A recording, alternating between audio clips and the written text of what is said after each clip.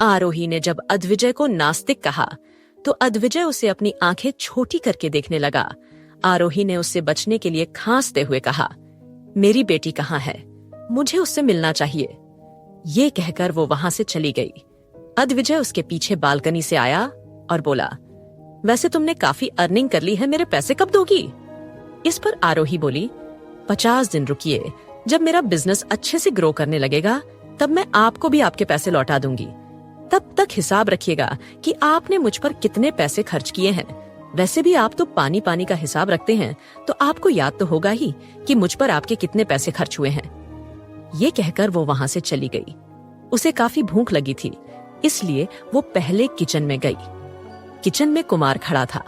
उसने कुमार को देखकर कहा, कुमार, क्या आप मेरी एक हेल्प कर सकते हैं? कुमार बोला, हाँ मामी जी, बताइए। इस पर आरोही बोली, एक्चुअली मुझे एटर्नल लव रिंग के करंट ऑनर के बारे में जानना है।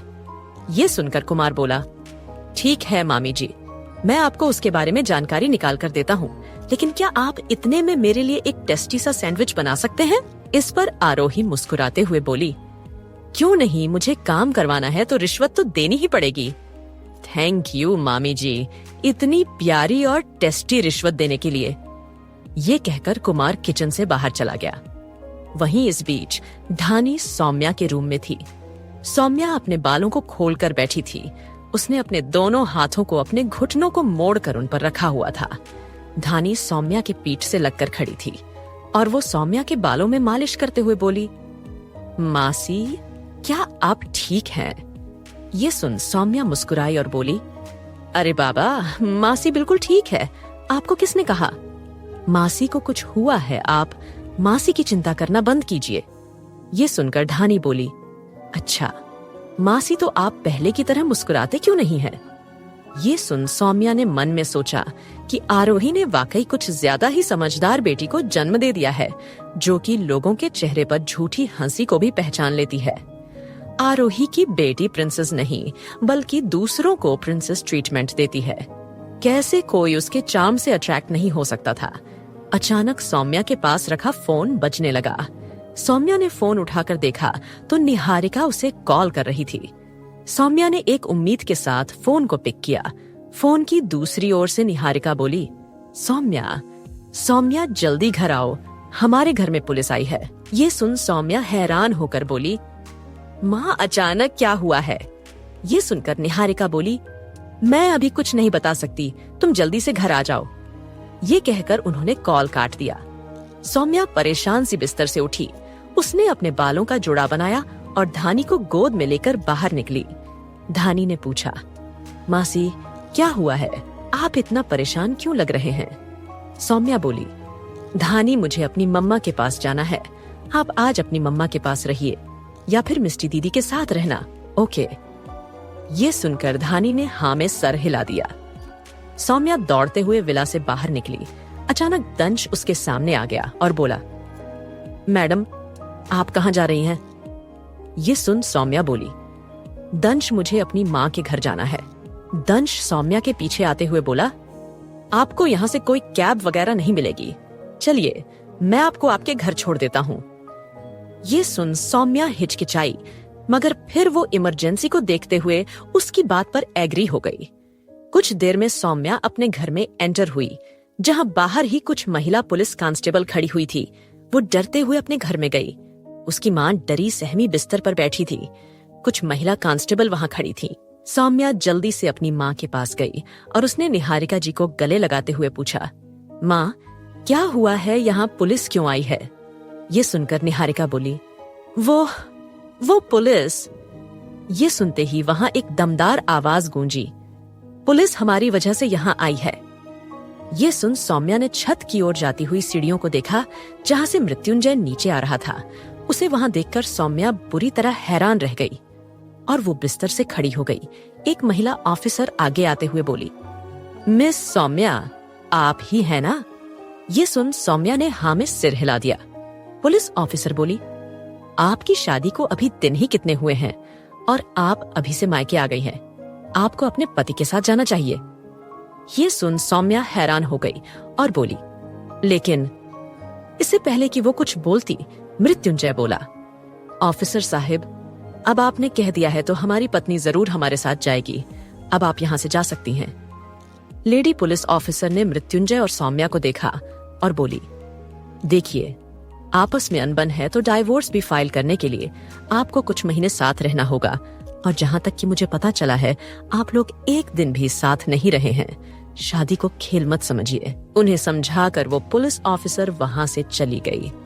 उसके जाने के बाद निहारिका बिस्तर से उठी और उसने सौम्या का हाथ काफी जान लगाकर पकड़ा और बोली, सौम्या, और क्या क्या दिन दिखाओगी?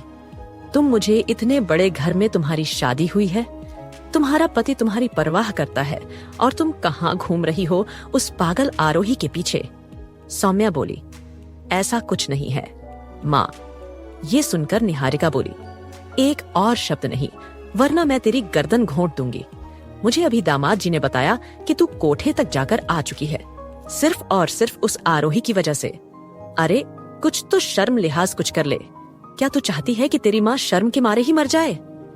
ये सुन सौम्या बोली, माँ, आप बहुत गलत समझ रहे हैं। तभी मृत्युंजय ने सौम्या का हाथ पकड़ा और बोला, माँ जी, आप इतनी चिंता मत कीजिए, आपकी तबीयत के लिए सही नहीं है। इस पर निहारिका जी बोली, बेटा, आप कितने अच्छे हैं, मेरी बेटी खुशनसीब है कि आपने उससे शादी की। मैं चाहती हूँ कि आप मेरी बेटी को उस आरोही से दूर कर दें और अपनी जिंदगी जिए। ये सुनकर मृत्युंजय मुस्कुराते हुए बोला, ये सब आपके आशीर्वाद के साथ जरूर पॉसिबल होगा। ये कहकर उसने निहारिका जी के पैर छुए। फिर वो सौम्या का हाथ पकड़कर उसे बाहर ले गया। सौम्या ने बाहर आकर कहा, छोड़िए मेरा हाथ, आप बुरे इंसान हैं। आपने मेरी दोस्त को किडनैप किया, हमें अपने घर बुलाकर हमारे ही सामने किसी और लड़की को मेरा हक दिया, और आज किस हक के साथ मुझे लेने आए हैं? ये सुनकर मृत्युंजय बोला, एक पति होने के हक से। ये कहकर उसने सौम्या को कार में बैठाया और उसे उस विला में लेकर चला गया। दंश ने इस बारे में आरोही और अद्विजय को इन्फॉर्म किया। आरोही अपनी दोस्त को लेकर काफी परेशान हो गई। उसने मृत्युंजय के उस विला में आते ही सौम्या का नाम चिल्लाया। दंश इस वक्त आरोही के साथ था, इसीलिए चाहे मृत्युंजय के पास कितने भी आदमी हो, वो दंश के सामने कुछ भी नहीं थे।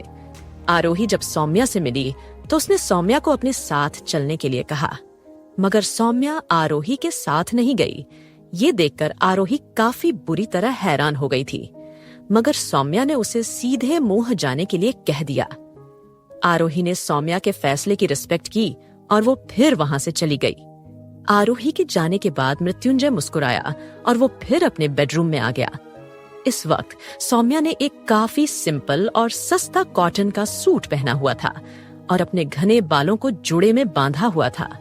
मृत्युंजय उससे बोला, बिस्तर पर आपके लिए कपड़े रखे हैं, उन्हें पहनकर तैयार हो जाइए। ये सुनकर सौम्या बोली, मैं तैयार नहीं होंगी, और किसके लिए तैयार होना है जो मेरे पति ही नहीं है, जो अपने मतलब के लिए मुझे किसी के सामने पत्नी कह देते हैं तो किसी और के सामने मुझे बस अनजानों की तरह ट्रीट करते हैं।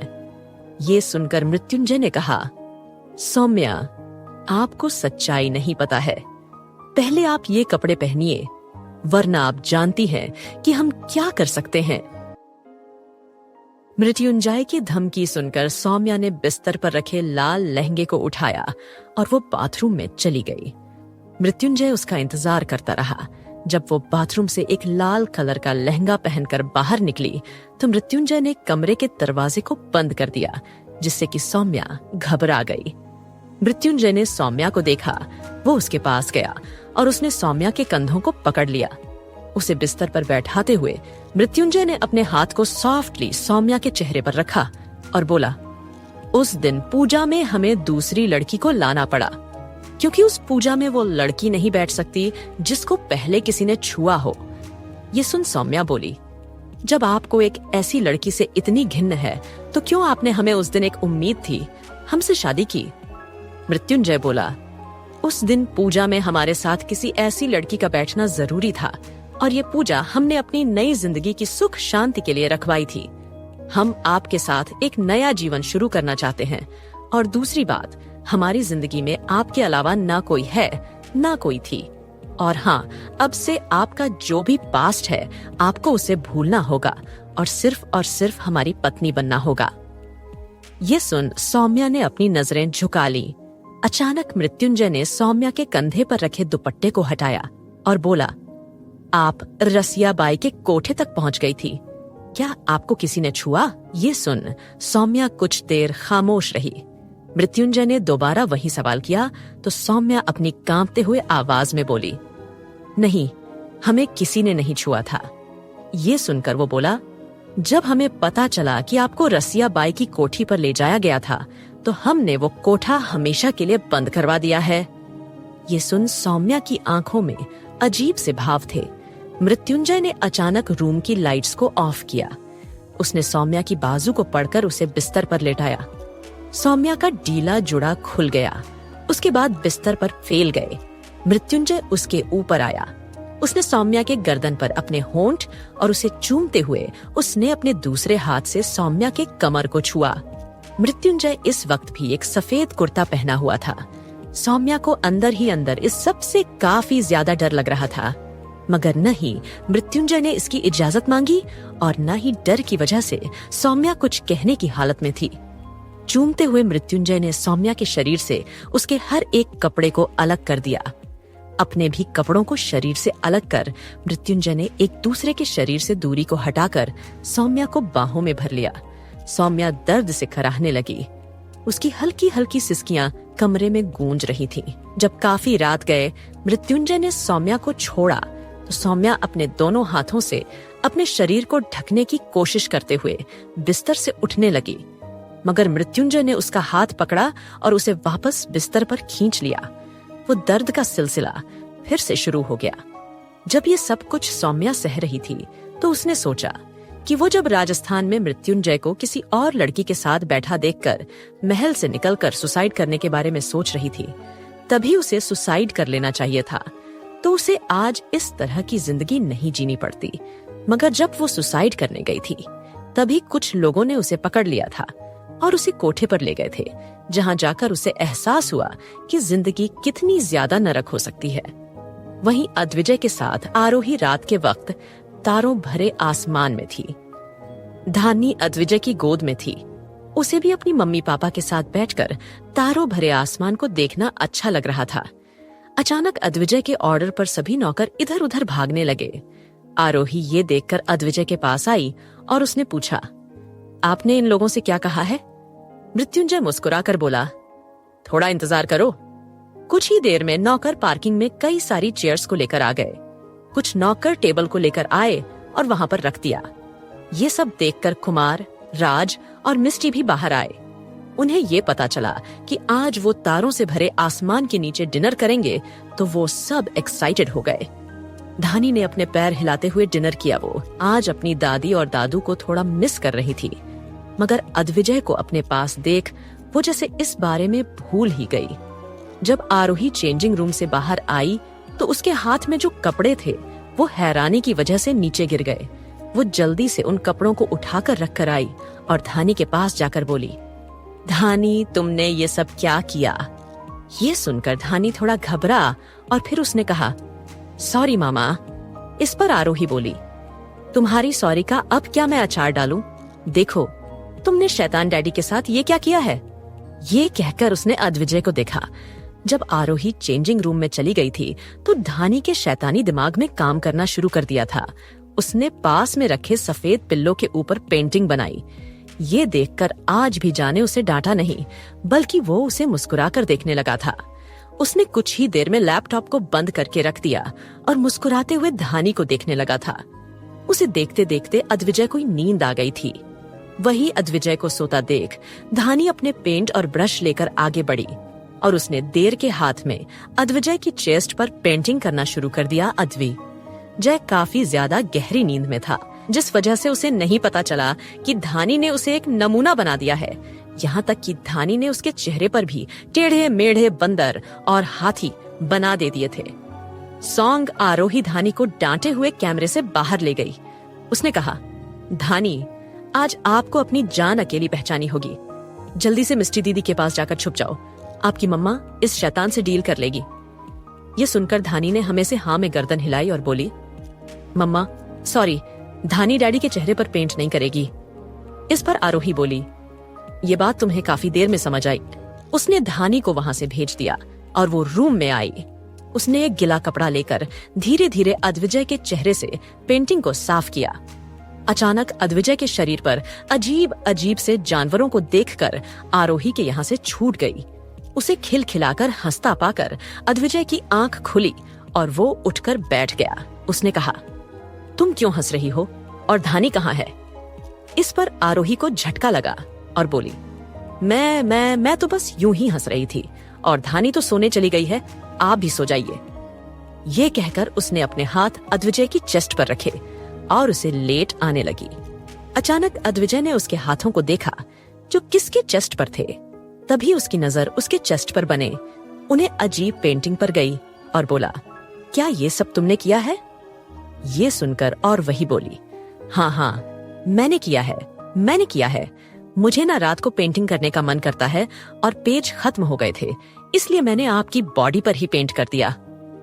ये सुनकर अद्विजय समझ गया कि आरोही धानी को बचाने की कोशिश कर रही है, इसलिए वो बोला, अच्छा मेरी बीवी को पेंट करने का इतना शौक है तो मैं अपनी बीवी को सपोर्ट करूंगा। ये कहकर उसने अपनी पैंट की चेन को उतारा और बोला, चलो मेरे पैरों पर भी पेंटिंग बनाओ। इस पर आरोही झेंप गई और बोली, क्या? नहीं। ये सुनकर अद्विजय ने कहा, क्यों, अब तुम्हें नहीं बनानी? पेंटिंग आरोही इस पर कुछ नहीं बोली। अद्विजय ने उसके हाथ से कपड़ा लिया और अपनी चेस्ट को साफ करते हुए बोला, नहीं, ये साफ नहीं हो रहा है, अब तुम्हें मुझे डीला नहीं होगा। इस पर आरोही बोली, लेकिन अब आप पूरी तरह से ठीक है, आपको नहाना भी है तो आप खुद नहा सकते हैं। ये सुनकर अद्विजय ने कहा, क्या तुम चाहती हो कि मैं अपने साथ हुए इस अत्याचार का बदला लो उससे जिसने मेरे साथ ये किया है? इस पर आरोही ने जल्दी से ना में सर हिलाया। फिर वो अदिवजय के साथ बाथरूम में चली गई। आज उसने पहली बार अभिषेक को मेरा कपड़ों के देखा था। शर्म से उसका चेहरा लाल से हल्के गुलाबी से लाल हो चुका था। अद्विजय बड़ी बेशर्मी से सामने खड़ा आरोही को देख रहा था। उसे आरोही को शर्म आता देखकर कभी मजा आ रहा था। जब मैं दोनों वापस बिस्तर पर आए तो आरोही की धड़कन काफी ज्यादा तेज थी। वो घड़ी की टिक टिक को देखकर समय को काफी धीमी गति से बचता देख रही थी। अद्विजय भी बार बार अपना सर घुमाकर आरोही को देखा तो आरोही से और ज्यादा घबरा जाती है। ऐसे ही वो रात बीत गई। धानी पूरी रात रूम में नहीं आई। वो मिस्टी के साथ ही सो गई थी। अगली सुबह मृत्युंजय के विला में बेहतर से बिस्तर से उठकर सौम्या ने अपने कपड़े पहने। कुछ वाइल्ड। अगली सुबह मृत्युंजय के बिस्तर से उठकर सौम्या ने अपने कपड़े पहने और वो बाथरूम में चली गई। जब वो नहाकर बाहर आई तो उसने एक पटियाला सूट पहन लिया। उसने अपने बालों की एक छोटी बनाई और फिर वो अपना फोन लेकर नीचे आ गई। अभी तक सूरज भी नहीं निकला था, जिसकी वजह से पूरी मुंबई में अंधेरा था। मृत्युंजय की व्हाइट कार आकर उसके सामने खड़ी हो गई। मृत्युंजय ने उसके लिए मुस्कुराते हुए दरवाजा खोला। सौम्या जल्दी से अंदर आकर बैठ गई। दोनों आज मंदिर जा रहे थे ताकि वो अपनी जिंदगी की एक नई शुरुआत कर सकें। मृत्युंजय ने उसके हाथ पर अपना हाथ रख लिया, जिससे सौम्या के गाल अचानक से लाल हो गए। मृत्युंजय ने मंदिर के बाहर आकर अपने जूतों को उतारा। जब वो मंदिर के अंदर दाखिल होने ही वाला था तो उसका फोन रिंग किया। सौम्या ने अपनी जूतियां उतारते हुए मृत्युंजय को देखा। मृत्युंजय ने मुड़कर सौम्या से कोल्डली कहा, सौम्या, आप हमारा मंदिर में ही इंतजार करें, हम कुछ देर बाद आपको लेने आ जाएंगे। मृत्युंजय उसे अलविदा कहकर जल्दी से मंदिर से चला गया। सौम्या प्रांगण में नंगे पैरों से चलते हुए मंदिर की ओर गई। वहाँ उसे पानी से भरे घड़े दिखाई दिए। एक बच्चे ने उसके हाथों को धुलवा दिया। सौम्या ने उस बच्चे को थैंक्स कहा। अपने हाथों को धो लेने के बाद सौम्या ने अपने सिर पर दुपट्टे को डाला और वो मंदिर के अंदर प्रवेश कर गई। जब उसने मंदिर की दहलीज को छुआ तो पंडित बाहर ही जा रहे थे। तब उन्होंने सौम्या की मांग में भरे सिंदूर को देखा तो उन्होंने अचानक कहा, बिटिया, इतनी सुबह सुबह अकेले मंदिर आई हो, आजकल जमाना बड़ा खराब है, अच्छा होता कि तुम पति को साथ लेकर आती। ये सुनकर सौम्या हैरान हुई और उसने खड़े होकर कहा, मेरा पति। हाँ बिटिया, तुम मृत्युंजय प्रजापति की दूसरी पत्नी हो ना? ये सुनकर सौम्या दंग रह गई। इसके आगे पंडित जी से वो कुछ कह पाती, इससे पहले ही पंडित जी मंदिर से बाहर चले गए। मंदिर में एक दूसरे पंडित बैठे थे। पूजा करने के बाद उन पंडित जी ने सौम्या के माथे पर टीका लगा दिया। पूजा करने के बाद मंदिर से बाहर निकलकर सौम्या का मन अचानक पंडित जी की उस बात को याद करके अशांत हो चुका था। तभी एक औरत ने सौम्या से कहा, बिटिया जरा रुको। सौम्या ने कंफ्यूज होकर कहा, आंटी जी क्या हुआ? उस औरत ने ही खुश होते हुए कहा, हमने भोले बाबा से मन्नत मांगी थी कि हमारे पति जब ठीक हो जाएंगे तो हम 7 विवाहित औरतों को दान देंगे, मगर हमको सिर्फ 6 औरतें ही मिली हैं, तो क्या तुम हमारी मदद कर सकती हो? सौम्या ने कहा, ठीक है आंटी जी, मैं आपकी हेल्प कर दूंगी। जब सौम्या उस औरत के साथ गई तो उस औरत ने अपनी कार से निकालकर एक बॉक्स उसके हाथों में थमा दिया, जिसमें किसी शादीशुदा लड़की के लिए साड़ी और श्रृंगार का सारा सामान था, जिसे लेकर सौम्या के हाथ कांपने लगे और उसने कहा, आंटी जी ये सब। अरे बिटिया, तुम शादीशुदा हो और 16 श्रृंगार के बारे में नहीं जानती हो? वो औरत हंसते हुए बोली। सौम्या ने जल्दी से उस औरत को वापस उसका गिफ्ट दे दिया और मंदिर से बाहर भागा गई। उसने जल्दी से अपने दुपट्टे से रगड़कर मांग में भरे सिंदूर को साफ कर खुद से बोली, हे शिव जी, आज हो क्या रहा है मेरे साथ? कितने राज हैं मृत्युंजय के। मेरो जिंदगी में कम दुख नहीं थे कि अब ये दुख और शामिल हो गया। कुछ देर बाद वो खुद के सिर पर थप्पड़ मारते हुए बोली, मैं ही स्टूपिड हूँ जो मृत्युंजय जी के साथ आ गई। ओह सौम्या, तू खुद के लिए कब खड़ी होगी? कहते हुए वो मंदिर के पीछे बने एक गार्डन में टहलने लगी। सूरज उगने को आया था। गार्डन में लगे बड़े बड़े पेड़ों से छनकर हल्की हल्की धूप आ रही थी। सौम्या ऊपर की ओर देख रही थी। जब उसने काफी देर बाद नीचे देखा तो वो अचानक कुछ देखकर हैरान रह गई। उसके सामने एक भिखारी लड़की खड़ी थी। उस लड़की ने अपने हाथ से बालों को पीछे किया तो सौम्या को उसका चेहरा दिखाई दिया। वो लड़की इतनी खूबसूरत थी कि कोई उसे देखकर ही अपने होश खो बैठता। उसकी 2 चमकती हुई बड़ी बड़ी आंखें, घनी पलकें और गुलाबी होंठ, कंधे तक आते काले बाल जो कि बेतरतीबी से बिखरे हुए थे। ऐसा लग रहा था कि उन्हें कई दिनों से उसने कंघी नहीं किया था, मगर फिर भी वो लड़की बहुत खूबसूरत लग रही थी। सौम्या ने अपना हाथ बढ़ाया और कहा, कौन हो तुम? और अगर आपको यह कहानी अच्छी लगी तो हमारे चैनल को सब्सक्राइब करें और लाइक करना ना भूलें और वीडियो को पूरा जरूर देखें।